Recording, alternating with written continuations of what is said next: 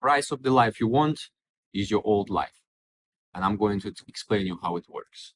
So basically, what I noticed is I had to sacrifice my life twice to get to the life I want.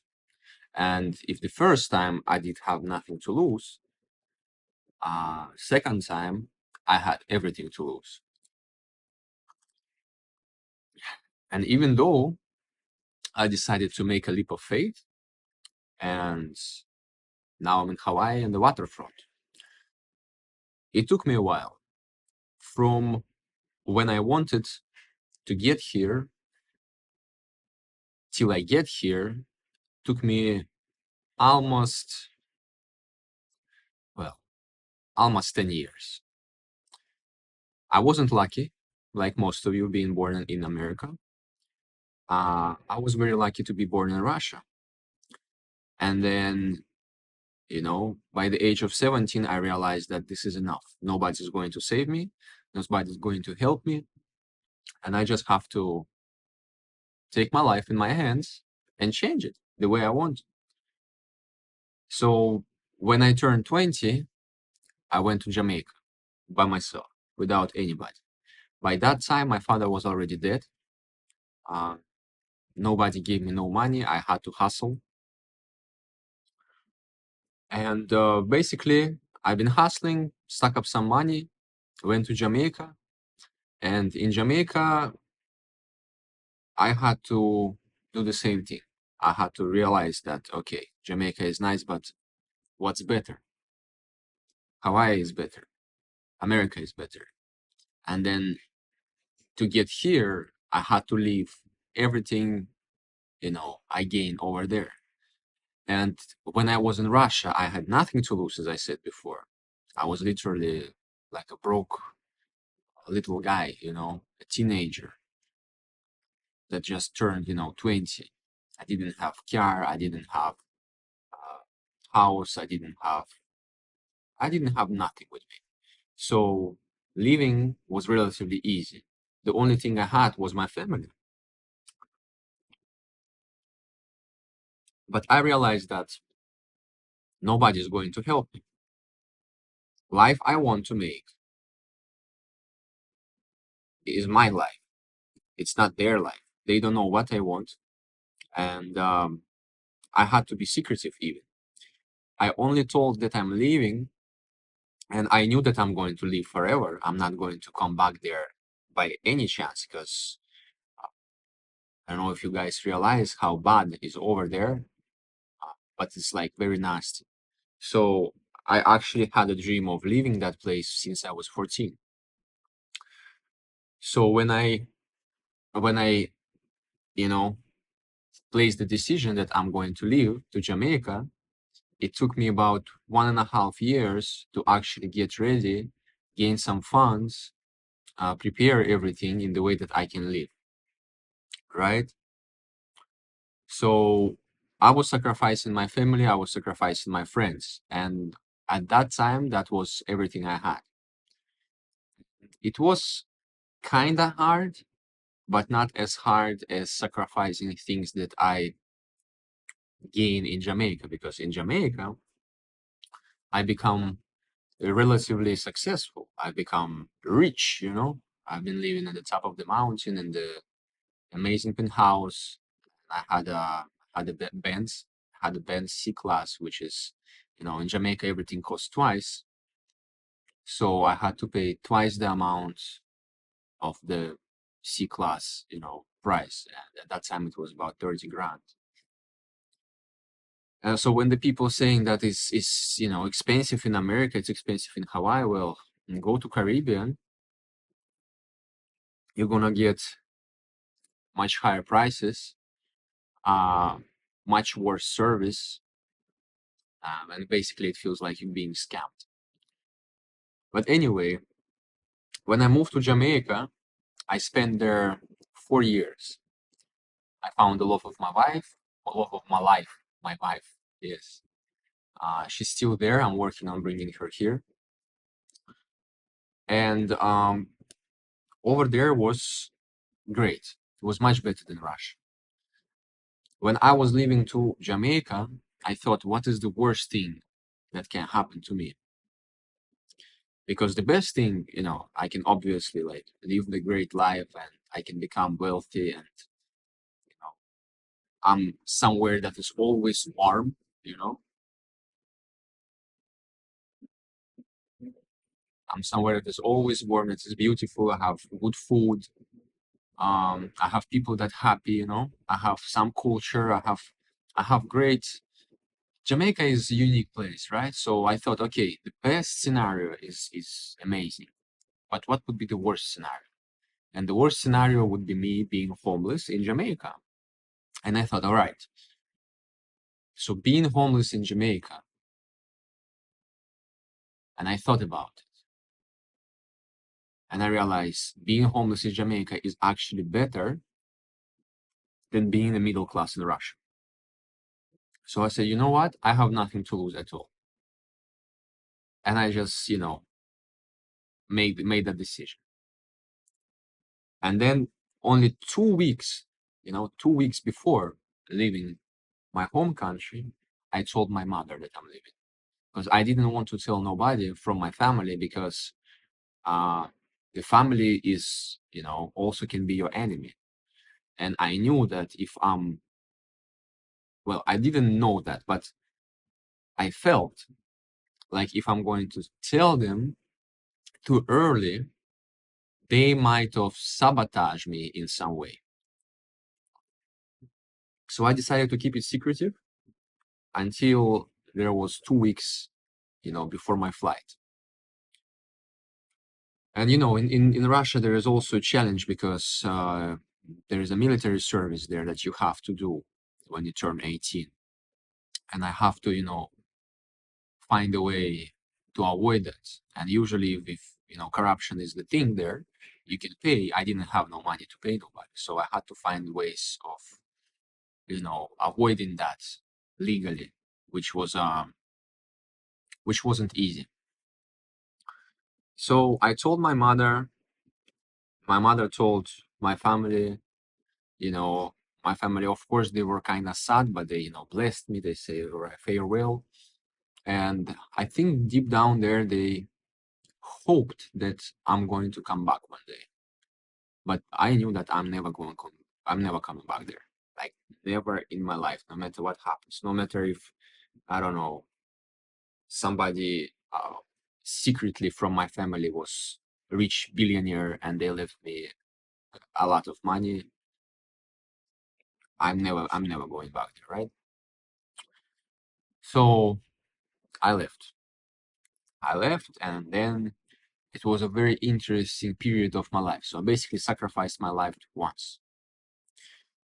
And it was a very interesting part of my life because being in Jamaica by myself, not knowing anyone, just knowing, the English and being me, who I am, uh, it was the way I can describe it is for a while, my life felt like, you have that stripe that people put from one tree to other tree or, across two big buildings and they walking on that stripe, right? Balancing. So it felt like I'm walking on that stripe, balancing, but with my eyes tied. So basically, I didn't know where I'm going, but I knew that I'm going in the right direction. So after being there for a year and, figuring out all this paperwork and blah, blah, blah, I started to, I opened the business and started doing my online thing. I was hosting the mushroom retreats there, working with people. That's the reason that I went there to work, to basically be able to help people with whatever problems they had, because mushrooms did help me a lot. And after the childhood in Russia, you kind of need a lot of work, to become a functional member of the society, especially if you want to get to the place like the US and be somebody. There is a lot of shit in your head when you're being born in Russia. And I don't think the Russia is exclusive to that, right? It's a lot of other countries that have similar mindset, but I was there. Propaganda was loud. Brain fog is the thing they're going for, and a lot of people just they just sink into that. So mushroom did help me to clear all that from out of my brain.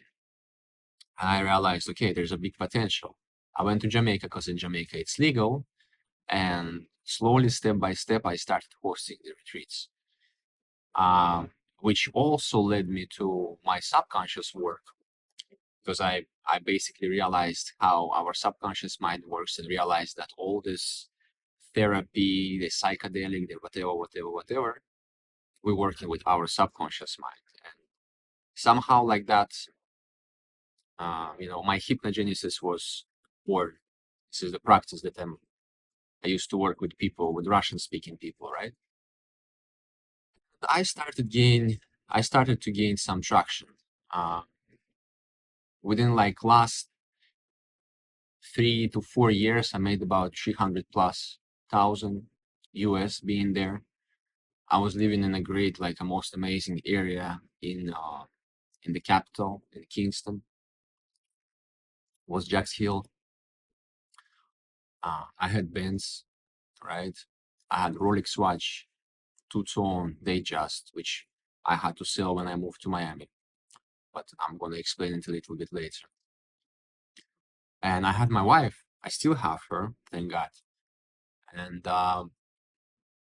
leaving her and living that life that I had there was really hard, because I was always poor. I never been from a rich family. My father's not rich. My mother's not rich. Nobody's rich.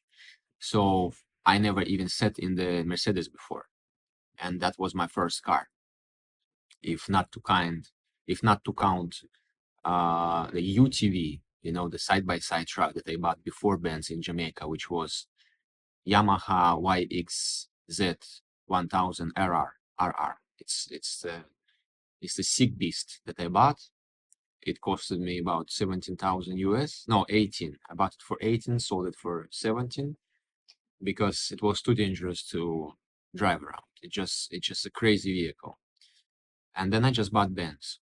I had that car and I had my Benz beside. So then later I sold this YXZ. I had to, in Jamaica, I get to know a lot of beautiful people, and Jamaicans they must be one of my favorite people. It's a great people. And being there, I also learned how to be social, because Russia is not really a social place. It's very grimy, it's very gray, it's very depressing. It's not social at all, unless you're drinking hard. So in Jamaica, I learned how to function as a member of society, how to be cool, how to have some swag. I always had some swag, but that was, the best swag I could do in Russia, which is relative, right? So now I'm in Jamaica. I'm kind of famous there. Like, people know me. I've been in the TV show. I've been in the commercials. I'm kind of that rich white boy that, doing something nobody really knows what I'm doing. A few people tried my mushroom retreats and they kind of like, oh wow, that's very interesting, blah blah blah. But Jamaica has its cons, right? It's the crime, the poverty, and after being born in Russia, Jamaica is still much better and much, safer in some ways, if you know your ways around. So by that time, 4 years later, after I moved to Jamaica, I'm living my best life. And I'm realizing that I'm kind of stagnant. I'm feeling that, yo, there is a next step where I had to get. And that step is America. And how can I go there if my, if I'm I'm not having a steady income right now, right? Because what happened is with all this war and the situation with the, the politics that Russia does, uh, they had all of the internet that they use is basically being censored, being closed from them. So because my business was heavily linked to Russian speaking people, to Russia itself, uh, my sales and everything just dropped. So imagine all the people that was there, they've been using Instagram, they've been using, YouTube, they could use it, they could access it, and then one day they cannot access it anymore. Of course, some people will find a way, but most of the people will not find a way. So let's say it was like a 80% drop. And then slowly and gradually I realized that no, I cannot just scrape and live on the scrapes. I have to do something that is making sense. And then I faced a tough decision. I faced a decision that, okay, the only way I can afford going to America is basically selling everything I have and just going there. Now, let me remind you, I love my band so much. I love my Rolexes a lot. And, the place that I used to live was great. You know, everything was perfect, but it could be better. And at that stage, most of the people would never, they would never sacrifice that because the ego would tell them that, you know what, we're actually here, we're rich. Because when you reach in Jamaica, you're not rich in the US. So when I first time went to the Miami and I've seen the amount of money that people just having casually around me, I didn't like it. And I didn't understand why I didn't like it. But then further on, a couple months later, I realized that I didn't like it. I didn't like how I felt in Miami because it actually started harming my ego. Because in Jamaica, I'm the top dog, I'm rich, wealthy, But going to Miami, you're realizing you ain't shit. And I'm like, okay, it took me some time to process, right? And then I decided, you know what? Instead of holding onto my ego, I'm going to sell that off and I'm just going to make a leap of faith. My wife never get the visa, so I knew that I most likely gonna have to spend some time without her here. And it's soon gonna be a year almost, which is very tough. One of the toughest things I did, but I had to sacrifice again. And I sacrificed again and I went to Miami and I went there with my friend, which is a great guy from Jamaica too. God bless you. So we went together in Miami, found a place to live in the, right in the downtown of Miami, like right where you have this Apple store, right? All these fancy influencers are there. You have, coolest cars I ever seen in my life driving around. You have people with the thick gold diamond chains walking around, bust down APs, everything. And it's just casual, right? And at first I was like fascinated. It was very cool. But then what happened, and nobody told me that, Miami became very cold, right? It became very, very blood clot cold. And me, um, I can't take no coldness like that. So I hate it, right? So some people, they don't mind being cold, but this is not my thing. That's why I was in Jamaica for a while. If I love to be cold, I'd probably be somewhere on the, polar circle or something. And then it becomes so cold and so gray. And it started to remind me, like, it started to give me vibes of Russia, like this big city. It's cold, it's gray, and even though you can see this luxury around, it doesn't really bring you joy because it feels like everybody around you are barely scraping to afford the lifestyle they live in. And Miami is kind of weird because everybody is trying to sell you something, sell their bullshit, and they sell this bullshit to each other. And it's very corny and lame, to be honest. Like, when I was there, it was like just like a corny. I met probably a couple cool people, but most of the people are corny like a fucking, corny bread. So we had to break the lease and we had to move out from there. We came here to Hawaii, looked around and realized, damn, Hawaii is what Jamaica could have been in the wildest dream. It's warm all the year around. It's not as hot as Jamaica. It's 10 times more beautiful. It's America and it's cheaper. Yeah, the rent is a little bit higher, but if you go to the grocery store, if you just try to buy whatever, it's twice less. And the people still were like telling us that, yo, Hawaii is, expensive. Hawaii is expensive. All right. If the place is expensive, it means there is a less poor people there. It means there is a less people that are ignorant. It means there are less people that are lazy. It means there are less people that are stupid. It means there are less people that are sweaty and dirty and angry.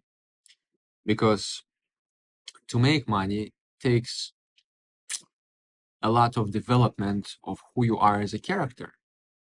It takes a lot of work on yourself because you have to become a person first, and then the money will follow, right? It's very rare that somebody who is, didn't build a character somehow get their hands on the money. It happens though in America because this is America, but most of the times you have to build yourself up first and then the money will follow. So I went here, stayed here for a month, realized, yeah, this is the place. Went back to Miami, broke the lease, sold the furniture that we bought, right? Not, but like returned it. And basically, it was the sacrifice the third time. Basically, it wasn't so much of the sacrifice because I think the more time you have between sacrificing whatever you had, the harder it is. But if it's like the short amount, I didn't really feel like sacrificing. I did feel like we got into a quicksand or something like that. And the Miami quicksand is kind of nasty because it's absorbing you. And if you're not cautious enough, it can drain, your life from you. You can really get depressed there, like for real, because it's not what they show you on pictures. Because what I've been sold on Miami is nice. Miami is just like Jamaica, but it's America. But it's nothing like Jamaica, okay? It's gray, it's cold, and it doesn't even look remotely like Jamaica. Like you have no good beaches. All the sun is kind of like gray and nasty. The water is green all the time. Yes, you have beautiful sea life, have a lot of fish, you have beautiful cars, you have, some beautiful buildings, have beautiful boats. But if you go a little bit past downtown, kind of bad vibes starts to happen, and it's a lot of the dark pieces everywhere. Like I couldn't really bear with that. I'm living in the best quote unquote area in Miami, right where this like 6ix9ine used to live, right where all this influencer, this big jacked guy, Larry, whatever, that was, that slapped the Dean guy. I've seen him in person. Um, and it's just bare dog shit and dog piss in there, come on. And even though they wash it, those people in Miami, they have some type of fetish with their dogs. I don't know if they, do something sexual with them, but they're obsessed. It's like who has the most fucking unique dog and who has more of them. And as in the end, everything rings. It rings like fucking shit and piss. The second you step out of your house, even in the elevator, you can smell those fucking dogs. You step out of the building, dog piss everywhere. And it's like it's like a marinated stink.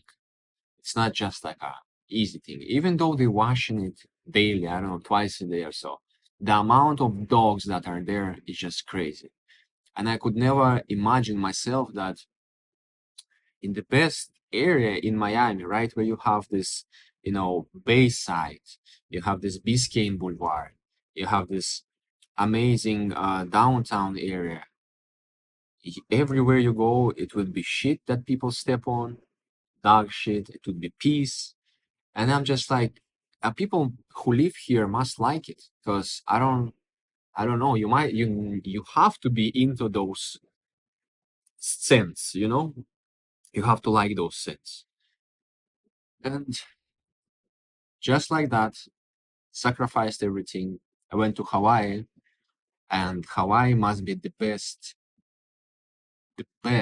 so far place to live your life. Because I've been to a couple places, right? This is what I like. This is what I like. I like when I have palm trees. I like when I have white sands. I have to have a sea, aka ocean. I need to have mountains. I need to have nature around me, and it has to be warm all the time. And I've been to other places. I've been to Dominican Republic. I've been to Bahamas a couple times at the Paradise Islands, and none of it can get close to Hawaii. So all of those sacrifices and being uncomfortable, not really knowing how it's going to unfold, because I never knew I'm going to be in Hawaii, never. I knew about Hawaii, but it always was like kind of so far and unreachable, and I never even thought about going there. But just like that, just by taking action and taking steps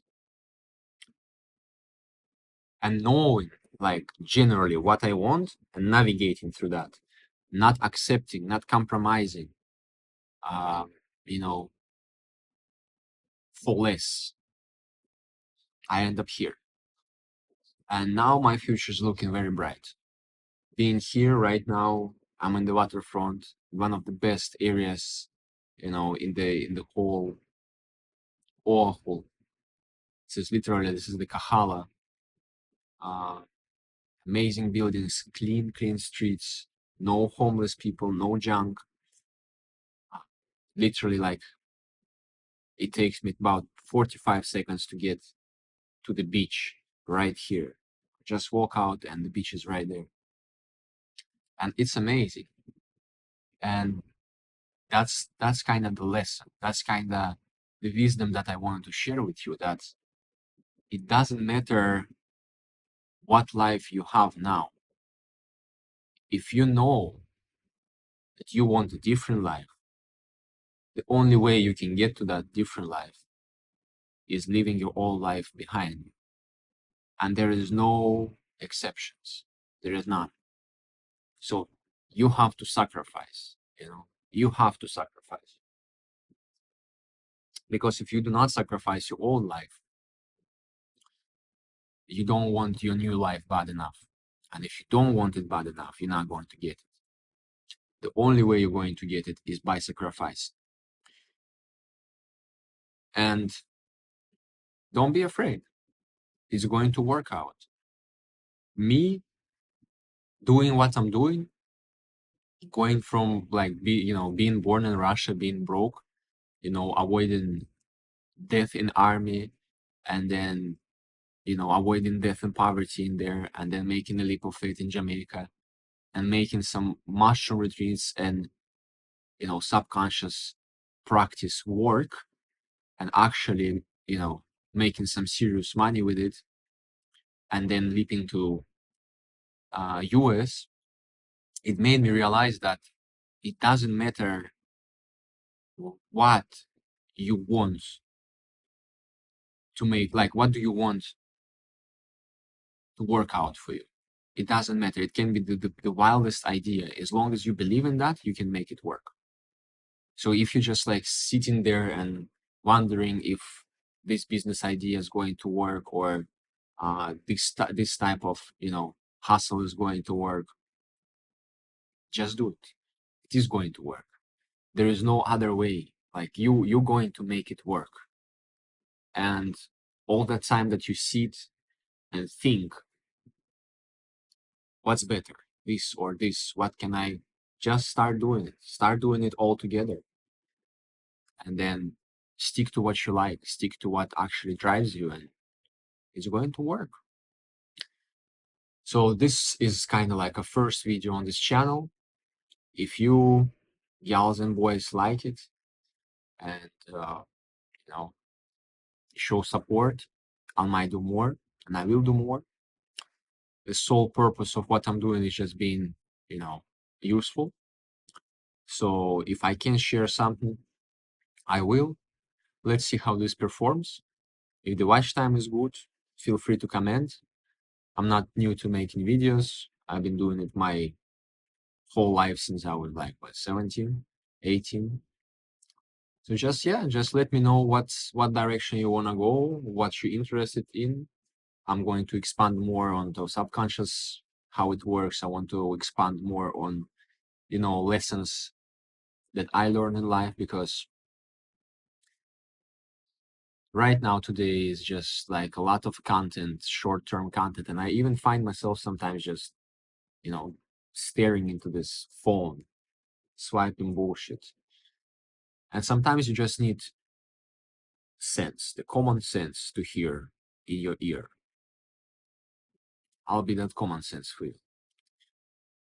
Make a follow, put up the like if you like the video, follow me if you want to see more, drop the comment. It's going to help algorithm, because I'm not doing these videos if there's like a one person watching, I have to have some traction. All right, big up yourself.